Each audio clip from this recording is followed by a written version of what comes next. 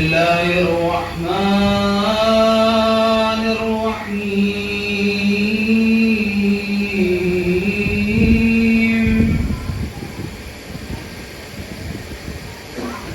الحمد لله رب العالمين الحمد لله الذي لا يبلغ مدحته القائلون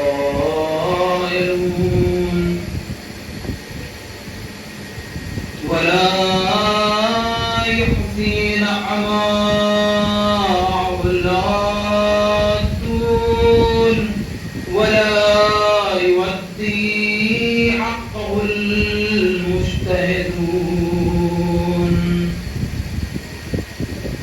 فطر الخلائق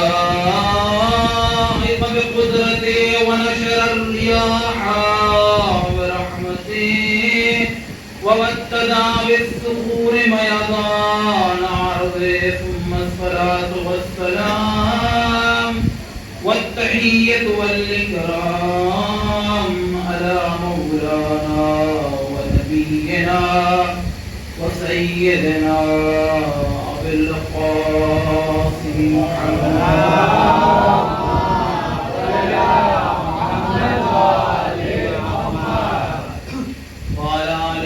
الطيبين الطاهرين المعصومين المنتخبين المنتجبين الذين أصحب الله عنهم الرجس وطهرهم تطهيرا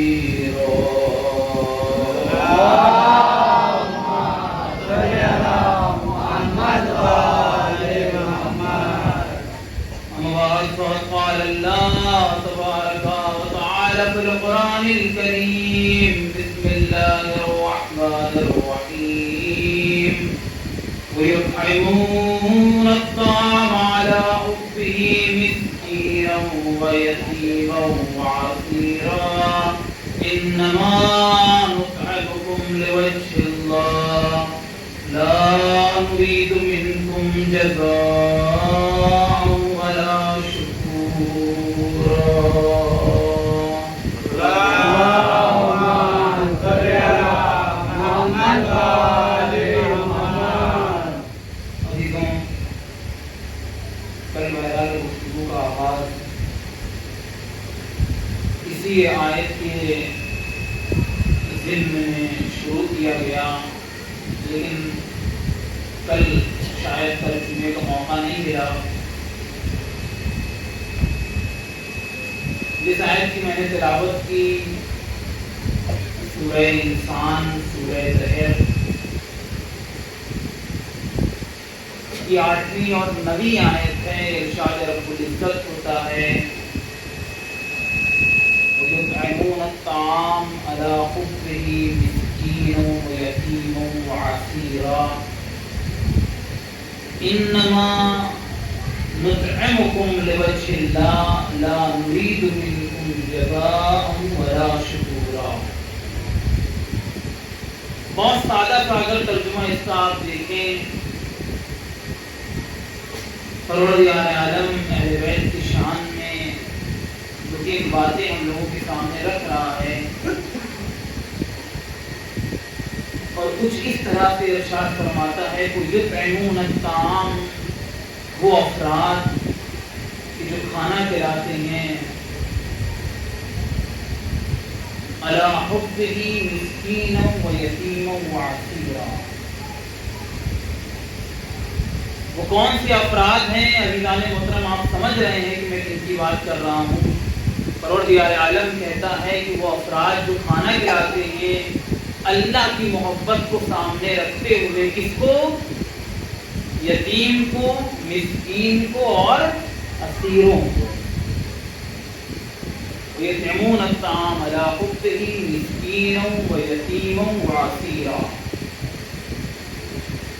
آگے بات بڑھتی ہے، پروردگار عالم کی بات کو نقل کرتے ہوئے ارشاد فرماتا ہے کہ انما نطعمکم لوجہ اللہ، ہم اگر کسی کو کھلاتے ہیں تو اس میں رضائے پروردگار عالم شامل ہوتی ہے.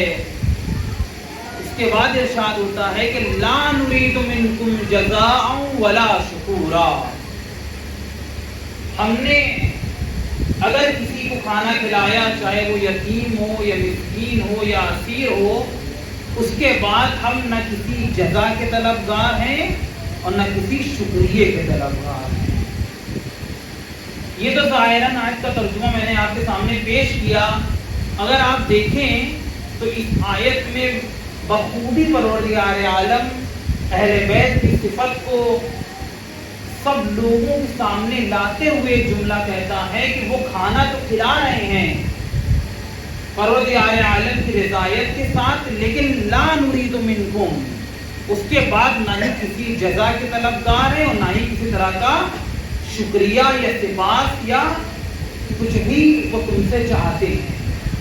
پروردگار عالم کہیں اہل بیت کی یہ صفت لا کر یہ بتانا چاہتا ہے کہ دیکھو تم بھی اگر زندگی میں کوئی کام اللہ کے لیے کرنا تو اس کام کے کرنے کے بعد یہ نہ سوچنا کہ 4 لوگ آ کر تمہاری تعریف کریں گے. جس طریقے سے اہل بیت نے کیا ہے، اہل بیت نے اگر کھانا کھلایا ہے تو اس کے بعد تم کسی جزا کے یا کسی شکریہ کے طلبگار نہیں تھے. ہم بھی اگر کوئی چیز چھوٹا ہی چھوٹا کیوں کام نہ ہو، اگر ہم کسی کام کو اہل بیت کے لیے کر رہے ہیں تو ہمیں اس چیز کو ذہن میں رکھ کر چلنا ہے کہ ہمیں نہ ہی کسی سے تعریف لینی ہے اور نہ ہی کسی سے شکریہ لینا ہے. اگر کوئی انسان اللہ سے جزا چاہتا ہے تو یہ ایک بیسک سا رول ہے عزیزان محترم کہ جو انسان کو زندگی میں اپنا کر اسی طریقے زندگی بسر کرنی چاہیے. اب ہم چلتے ہیں اہل بیت کے اوپر. پروردگار عالم نے اہل بیت کو ہمارے لیے مظہر بنایا ہے تمام صفات کا. اس کے بعد ارشاد رب العزت ہوتا ہے قُلْ لَا أَسْأَلُكُمْ عَلَيْهِ أَجْرًا إِلَّا الْمَوَدَّةَ فِي الْقُرْبَى. جہاں جب رسول اپنے سارے برس ساری عمر لوگوں کی خدمت کرتے رہے، دین کی تبلیغ کرتے رہے، اور جب جزا کی باری آئی ہے، پاداش کی باری آئی ہے، شکریہ کی بات آئی ہے، تو رسول اپنی آخری حیات میں کہتے ہیں کہ پروردگار عالم خود رسول خدا سے مخاطب ہو کر کہتا ہے کہ اے رسول اللہ آپ لوگوں سے کہہ دیجئے کہ لا اسألکم علیہ اجرا الا المودۃ فی القربى، میں تم سے کچھ نہیں چاہتا ہوں مگر یہ کہ تم ہمارے اہل خانہ سے محبت کرو. یقین جانیے عزیزان محترم، آپ اگر کسی ایک امام باڑے کی تعمیر کریے یا کسی ایک مسجد کو بنوائیے اور بنوانے کے بعد آپ کوئی بھی مستری ہو، کوئی مزدور ہو، جہاں سے مورنگ لایا ہو، انسان سیمنٹ لایا ہو، کوئی لوہا کے سامان لے کر آیا ہو، بالو لے کر آیا ہو، کوئی بھی سامان اینٹ لے کر آیا ہو، اور لانے کے بعد اگر 200-250 روپے اس انسان کا باقی رکھ دے، مسجد تیار ہو گئی، نمازیں شروع ہو گئی ہیں،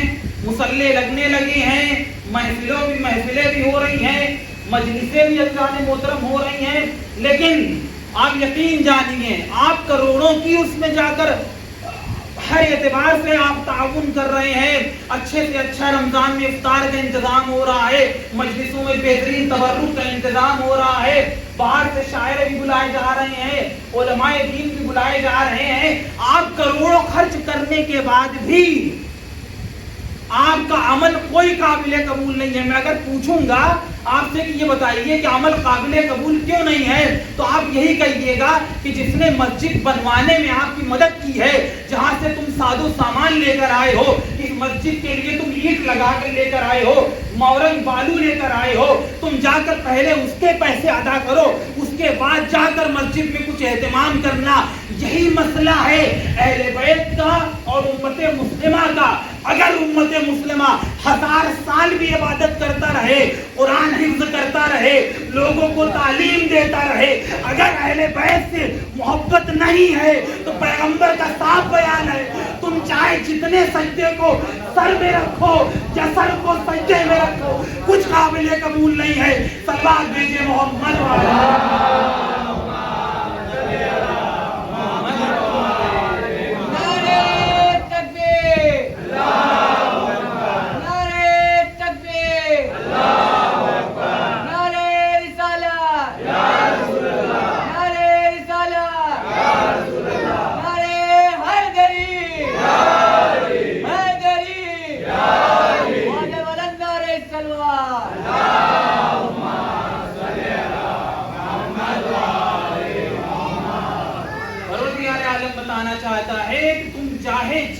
توجہ کرو, قرآن حفظ کرو, روایتیں پڑھو, آیتیں پڑھو, اگر ہمارے اہل بیت کے اجر کو ادا نہ کیا تو اس کا کوئی فائدہ نہیں ہے. صاف سے لفظوں میں بتا دیا گیا ہے, قرآن میں ایک آیت ہے. اچھا اگر میں پوچھوں یہاں پر امام حسین کیوں نکلے, آپ کیا جواب دیجیے گا؟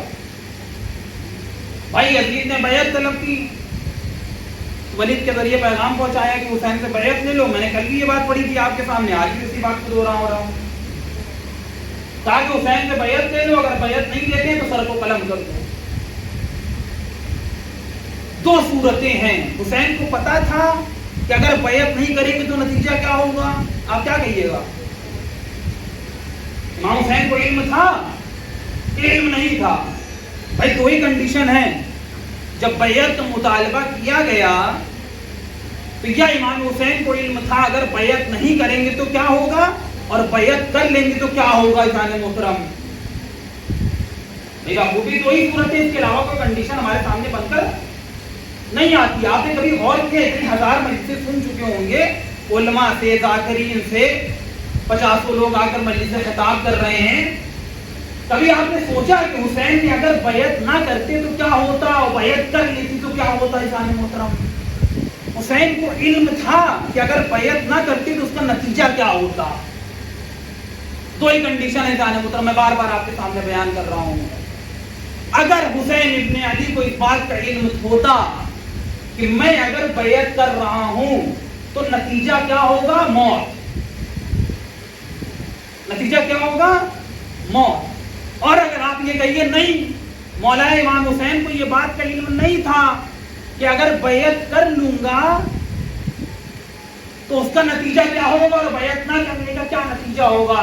کنڈیشن جان محترم دو صورتحال میں بات نکل کر آتی ہے. پہلی صورت کہ اگر بیعت نہ کرتے تو موت ملتی, اور اگر بیعت کرتے تو آج کی جو نماز رضاداری, فرش اذان, اذان, گلدستہ اذان, مؤذن, نماز سب ہمارے درمیان سے فوت ہو جاتی. اب اگر جان محترم روایتوں کے جملے ہیں, آپ بتائیے کہ جب حسین سے بیعت طلب کی گئی, یہ ہمارے جوان جو بیٹھے ہوئے ہیں یہاں پر مجلسوں کو خطاب کر رہے ہیں, مجلسوں کو سن رہے ہیں, لوگوں سے, علماء سے, ذاکرین سے, آپ نے کیا نتیجہ نکالا؟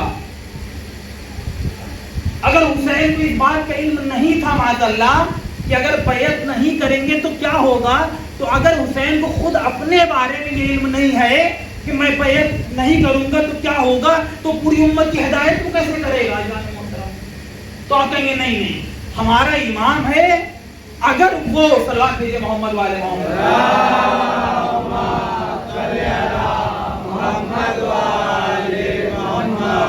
اگر حسین ابن علی کو یہ نہیں پتا تھا کہ میں بیعت نہیں کروں گا تو کیا ہوگا, تو جان محترم وہ ایمان کیسا, آپ بتائیے. جب حسین کو خود اپنے میٹر کے بارے میں خبر نہیں ہے کہ مجھے کیا ہوگا, تو وہ پوری امت کی نجات کیا کرے گا, وہ زمانے کا امام کیسے ہوگا؟ تو آپ کہیے گا نہیں حسین کو پتا تھا. اب اگر حسین کو پتا تھا کہ بیعت نہیں کروں گا تو نتیجہ کیا ہوگا؟ موت. تو جان محترم میں نے قرآن کی ایک آیت پڑھی, آیت ہے کہ لا تلقوا بأیدیکم الی التہلکہ, تم اپنے ہاتھوں سے اپنی زندگی کو موت میں نہ ڈالو. پروردگار عالم کا جملہ ہے. اگر حسین کو پتا تھا کہ بیعت نہیں کروں گا تو حسین نے اپنی حیات کو موت میں کیوں ڈالا؟ بھائی تو ہی تو نتیجے نکلے. اگر نہیں پتا تھا تو ایمان کیسا, پورے امت کی نجات کیسے کرے گا؟ اگر پتا تھا کہ بیعت کرنے کے بعد موت ملے گی تو قرآن کہتا ہے کہ اپنی زندگی کو تم موت میں نہ ڈالو. اب عزیزان محترم اس کا جواب کیا ہے؟ کبھی کسی انسان نے غور کیا کہ حسین سے جو بیعت طلب کی گئی ہے اس کا کیا نتیجہ ہوا؟ عزیزان محترم اگر آپ دیکھیں تو قرآن بارہا یہ کہتا ہے کہ تم کبھی بھی کسی بات کی دلیل کو ایک آیت سے نہ سمجھنا, کہ تم خالی یہ آیت پڑھ کر سوچو کہ اپنی موت کو ہلاکت میں نہ ڈالو۔ پروردگار عالم کہتا ہے اگر میں امام سے سوال کروں، امام آپ کو تو علم تھا کہ اگر آپ بیعت نہیں کریں گے تو آپ کو موت ملے گی، تو آپ نے بیعت سے انکار کیوں کر دیا؟ تو عجب نہیں امام آواز دے کہ تم نے صرف یہی آیت پڑھی، تم نے قرآن کی وہ آیت نہ دیکھی جس میں اللہ ارشاد فرماتا ہے کہ لا تحسبن الذین قتلوا فی سبیل اللہ امواتا بل احیاء عند ربہم۔ تم وہ لوگ جو اللہ کی راہ میں آ کر شہید ہو، وہ ہلاکت نہیں ہوتی ہے، وہ شہادت ہوتی ہے۔ حسین بتانا چاہ رہے ہیں کہ ہلاکت میں اور شہادت میں بہت بڑا فرق ہے۔ میں جانتا تھا کہ اگر میں نے بیعت نہیں کی تو میں ہلاکت میں نہیں آؤں گا، میں شہادت کے درجے پر فائز ہوں گا۔ صلوات بھیجئے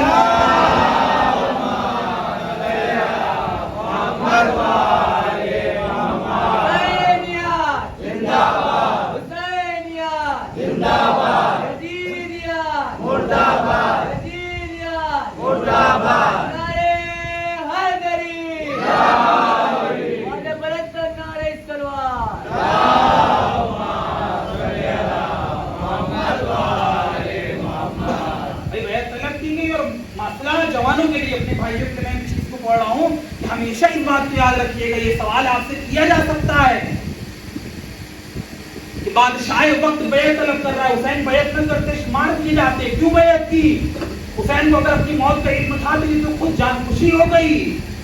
آپ بارہا اس سے آیت پیش کر سکتے ہیں اور کہہ سکتے ہیں کہ تم قرآن کی اس آیت کو پڑھو کہ حسین نے اگر جان دی ہے تو کسی ایرے غیرے کے راہ میں اور راستے میں جان کو نہیں گوایا ہے، بلکہ اللہ کے راستے میں جان کو گوایا ہے، جہاں پر کہتا ہے خدا کہ تم ہلاکت نہیں ہوئے، تمہاری ہلاکت نہیں، تمہاری شہادت ہے۔ اس کے بعد کہتا ہے کہ بل احیاء عند ربہم یرزقون، اس کو تم سمجھتے ہو موت، وہ موت نہیں ہے، وہ بلکہ پروردگار عالم کے نزدیک زندہ ہیں۔ یرزقون، اور کیا ہے رات میں راستے آخر میں کیا ملتا ہے؟ اللہ کی بارگاہ سے رزق لے رہے ہیں۔ بہت بڑا اعتراض ہم لوگ کے سامنے ہوتا ہے، خود ہم نے دیکھا ابھی 2-4 دن پہلے ہمارے سامنے خود پیش آیا، محرم کا آغاز ہوا، 4 لوگوں نے کہا کہ محرم کا مہینہ تم سب کو مبارک ہو۔ بھائی اسلامی کیلنڈر کا پہلا مہینہ ہے، عربی کیلنڈر کا پہلے مہینہ ہے جس سے کیلنڈر کا آغاز ہوتا ہے، اسے کہتے ہیں ماہ محرم الحرام۔ عجب نہیں لوگ سوال کر لیں آپ سے بھی، بھائی کیسی بات ہے، تم لوگ تو ابتدا بھی شروع کرتے ہو موت رونے سے، تمہاری انتہا بھی ہے رونے سے، ادھر پہلا مہینہ شروع ہوا تم نے فرش عزا بچھا دی، تم حسین کو گریہ کرو گے، ان کی ماں کو تم پرسہ پیش کرو گے، تم حسین کی شہادت کو یاد کرو گے، تم اس میں انبیاء کا ذکر کرو گے۔ عجب نہیں اذان محترم، اس کا جواب آپ کچھ اس طرح دے سکتے ہیں کہ میں نے حسین کی فرش عزا بچھائی تو ہے، لیکن میں صرف تنہا حسین کا ذکر ہم نہیں کرتے ہیں۔ تم آ کر ایک مرتبہ مجلس علمی میں بیٹھ کر دیکھو، یہ مجلس ویسی مجلس ہے جہاں پر آدم کا ذکر بھی ملتا ہے، نوح کا ذکر بھی ملتا ہے، ابراہیم کا ذکر ملتا ہے، یہاں پر تمام انبیاء کا ذکر ملتا ہے۔ اگر حسین جان محترم ہمارے درمیان اگر کوئی کب انتقال ہو جاتا ہے تو آپ حسین کو یاد کرنے کا ذریعہ بنا لیتے ہیں، مجلس سوم ہوگی، 10واں ہوگا، 20واں ہوگا، مہینے کی مجلس ہوگی، 40واں ہوگا، ششماہی ہوگی، اللہ اکبر اذان محترم۔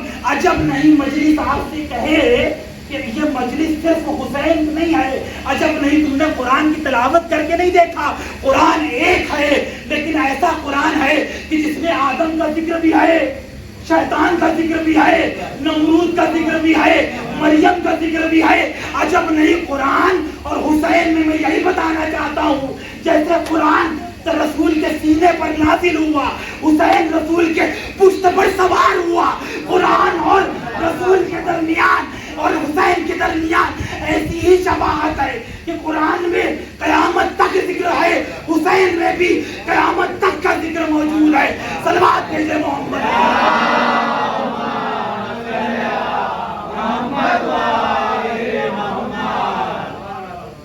بھائی قرآن میں بھی آدم کا بھی ذکر ہے، نوح کا بھی ذکر ہے۔ آپ نے کبھی مجلس حسین میں آپ بیٹھے ہوئے کبھی حسین کا ذکر پنہا کیا ہے؟ ہم نے شروع کی مجلس حسین آیت سے، قرآن کا ذکر ہو گیا، میں نے اس میں رسول اللہ کا ذکر کیا، مولا کائنات کا ذکر کیا، کل میں نبی کا ذکر کر رہا تھا، ابراہیم کا، اسماعیل کا، یعنی حسین جو کہا گیا ہے کہ حسین ہر نبی کا وارث ہے، حسین وارث قرآن ہے۔ آپ مجلس میں آ کر دیکھ لیجئے کہ حسین کی مجلس میں سب کا ذکر مل جاتا ہے، جیسے قرآن میں ہر طرح کا ذکر موجود ہے۔ مجلس ہے عزیز محترم، اس طرح کے سوالات ہمارے زبان سے بہت سارے ہو رہے ہیں کہ آپ لوگ محرم کا مہینہ شروع ہوتا ہے، آپ لوگ گریہ کرنے لگتے ہیں۔ بھائی یہ تو خوشی کی بات ہے، باقاعدہ ہیپی نیو ایئر اور واقعہ happy Muharram to all of your family, ساری چیزیں اس طرح کی باتیں کہی جا رہی ہیں۔ آپ دیکھیے سوشلائزیشن میں کریے، اگر پورے معاشرے میں کریے تو باقاعدہ اس طرح خود دوسرے امت مسلمہ کے فرقے موجود ہیں جو اس طرح کی بات کرتے ہیں کہ بھائی محرم مبارک ہو، اللہ ہمیں اس مبارک مہینے میں ہمارے رزق میں برکت کرے، ہمارے عمر میں برکت کرے۔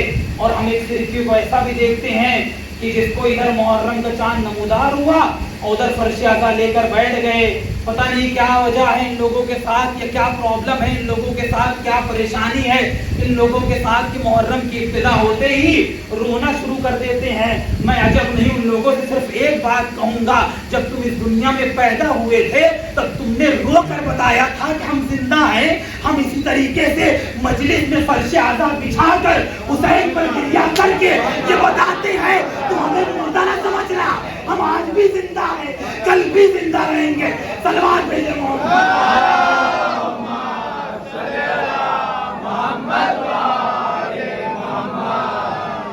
بھائی بچہ پیدا ہوا نہیں رویا تو ڈر گئے، اور ادھر رویا سب خوش، آپ تو زندہ ہے۔ گریہ آپ کو بتاتا ہے کہ آپ زندہ ہیں، گریہ انسان کو انسانیت کی پہچان دلاتا ہے۔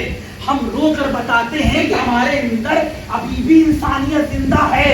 تم چاہے جیسے انسان ہو، ہم کوئی ایسے انسان نہیں ہے۔ ہمارے اوپر حسین نے تاج رکھا ہے حسینیت کا، ہمارے اوپر مولا کائنات نے تاج رکھا ہے ولایت کا۔ ہمارے اندر فخر کرنے کی بات ہے، ہم کسی ایسے ویسے کے ماننے والے نہیں ہیں کہ بدھ کو کھڑے ہوئے تو جمعے کی نماز پڑھا دی، صبح کو کھڑے ہوئے تو 4 رکعت نماز پڑھا دی۔ ہم تو اس ایمان کو ماننے والے ہیں جو مرنے کے بعد بھی صلاحیت رکھتا ہے ہم سب کو ہدایت کرنے کی۔ مرنے کے بعد بھی صلاحیت رکھتا ہے کہ ہم سب کو ایک جگہ پر جمع کرے اور اسلام کا درس دے۔ تمہارے تو جب زندہ تھے تب تو ہدایت نہ کر سکے، ہمارے تو مرنے کے بعد بھی ہدایت کر کے بتاتے ہیں کہ ہم حسینی ہیں، تم یزیدی ہو۔ تلوار بھیجے ہو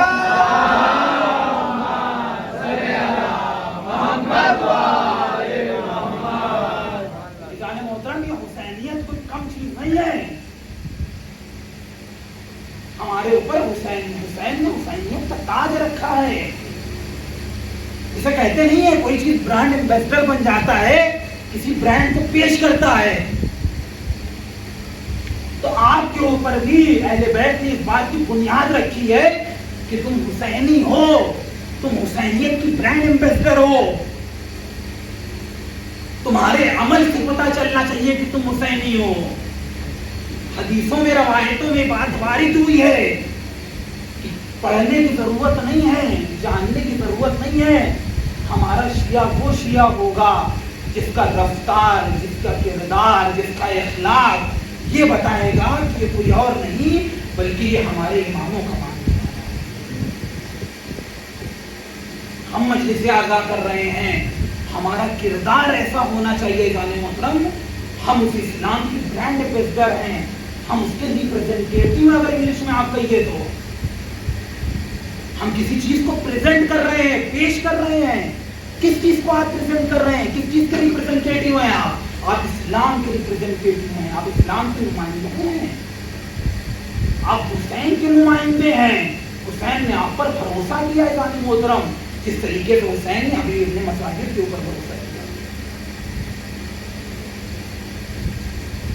یہ مجلس جس میں ہم آ کر بیٹھے ہوئے ہیں، ہم سوچتے ہیں کہ اس مجلس میں کوئی نہیں آیا، نہیں عزیزوں، اس مجلس میں ایسے افراد موجود ہیں، روایتیں بیان کرتی ہیں کہ چوتھے امام کبھی فرش फर्श आगा पर बैठते ही नहीं थे। जहाँ पर अज़हर चप्पल उतारता था, अपने नालैन उतारता था, वहाँ पर चौथे इमाम तशरीफ फरमाते थे। क्यों? इमाम से पूछा गया, इमाम ने जवाब दिया कि मेरी हिम्मत नहीं है कि मैं मिंबर के पास जुर्रत रखूं बैठने की। क्यों? वहाँ पर मेरी जद्दे बुजुर्गवार फातिमा ज़हरा तशरीफ फरमा। यानी हुसैन से वो किया हुआ वादा, जिसको मैंने कई मसाइल में आपके सामने पढ़ा था कि हुसैन तुम जा रहे हो करबला, लेकिन तुम आगे आगे रहोगे, तुम्हारी प्यारी माँ तुम्हारे पीछे। मैंने अपने कलाम को कहा, हुसैन से वादा किया है, अपने वादे को निभाया है। 2 मुहर्रमुल हराम है, हुसैन का काफिला करबला में वारिद हो गया। बहुत ज्यादा मसाइल भी पढ़ने हैं आपके सामने। हुसैन ने 7 मरतबा अपने घोड़े को तब्दील किया है। घोड़े को एड़ लगाते हैं, घोड़ा आगे नहीं बढ़ता है। हुसैन ने एक मरतबा बनी असद के अफराद को बुलाया, कहा देखो क्या कहते हैं। बहुत सारे लोगों ने शक्तुल फरात में नवा और बहुत सारे नाम लिया। हुसैन ने कहा था इसको कोई और नाम से भी याद किया जाता है। किसी ने कहा कि करबला के नाम से लिया। हुसैन ने आवाज दी, अब्बास खैमे यही लगा दिए जाए, ऊंटों को यही बांधो, घोड़ों को यही बांधो, यहीं पर हमारा काफिला रुकने वाला है। रवायतें बयान करती हैं कि काफिला रोका गया है, उससे पहले बनी असद का एक शख्स है, उसने हाथों को जोड़कर कहा मौला रुक जाइए, लेकिन थोड़ा जरा आगे बढ़कर रुकिए, यहाँ पर तशरीफ न रखिएगा।